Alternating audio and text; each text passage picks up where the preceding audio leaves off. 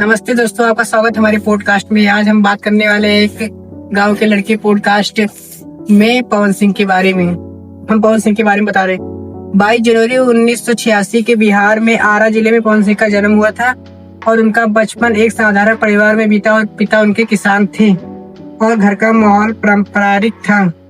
बचपन से ही पवन सिंह गाने का शौक था और गांव के मेले और शादी विवाह के स्थानीय आयोजन में वह गाते, लोग कहते थे इस लड़के की आवाज बहुत अच्छी है और उनकी माँ उन्हें अक्सर प्रोत्साहित करती थी और उन्होंने इसी हुनर को छोड़ा नहीं। यही समर्थन आगे चलकर उनकी सबसे बड़ी ताकत बना। संघर्ष के दिन और पहला एल्बम। किशोर उम्र में पवन सिंह ने ठान लिया कि वह गायक बनेंगे। उन्होंने छोटे छोटे स्टूडियो में जाकर गाना रिकॉर्ड करना शुरू किया। 1957 में उनका पहला एल्बम ओढ़निया वाली रिलीज हुई, लेकिन उससे ज्यादा सफलता नहीं मिली।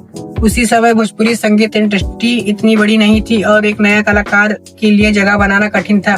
फिर भी पवन सिंह ने हार नहीं मानी। पवन सिंह के सबसे फेमस वो गाना कौन सा है? उनका सबसे फेमस गाना है लॉलीपॉप लागेलू और वह पहला गाना है। इसके बारे में मैं बताता हूँ। 2008 में उनका पहला गाना लॉलीपॉप लागेलू रिलीज हुआ। शुरुआत में यह सिर्फ एक सामान्य भोजपुरी गाना था, लेकिन धीरे जो लॉलीपॉप लागेलू हुआ सबसे ज्यादा फेमस हुआ। यह गाना सिर्फ गाना नहीं या सिर्फ सामान्य भोजपुरी गाना था, लेकिन धीरे धीरे इंटरनेट और शादियों में इतना लोकप्रिय हुआ कि दुनिया भर लोग इसे गाना सुनने लगे। यह गाना भारत में ही नहीं विदेश में भी बजने लगा। यूट्यूब पर करोड़ों बार देखा गया और पवन सिंह को रातों रात सुपरस्टार बना दिया गया। आज भी यह गाना भोजपुरी संगीत भरी घटनाएं सफलताओं में बीच पवन सिंह ने निजी जीवन में कई उतार चढ़ाव आए। 2014 में उनकी पहली पत्नी नीलम सिंह ने हत्या कर ली। यह घटना पवन सिंह के जीवन का सबसे बड़ा दुखद मोड़ साबित हुआ। इस घटने के बाद वे लंबे समय तक मानसिक रूप से परेशान रहे और मीडिया में भी यह मामला काफी चर्चा में रहा। बाद में उन्होंने ज्योति सिंह से शादी कर ली, लेकिन यह रिश्ता भी समय समय पर विवादों में रहा। विवाद और सुखिया। पवन सिंह का करियर जितना सफल रहा उतना ही विवादों से ही घिरा था।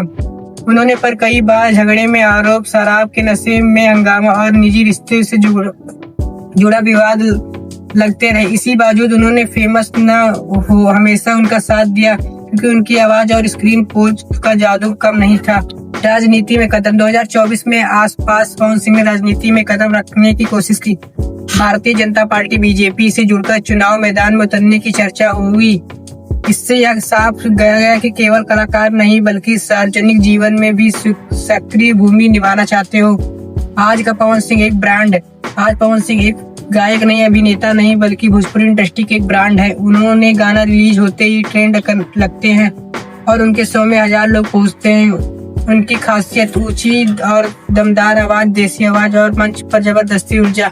उनकी कहानी से यह सीख मिलती है। पवन सिंह की जिंदगी हमें यह सिखाती है एक छोटे से शहर से निकलकर दुनिया जीती जा सकती है। एक गाना पूरी जिंदगी बदल सकता है, लेकिन सफलता के लिए जिम्मेदारी और विवाद भी आते हैं।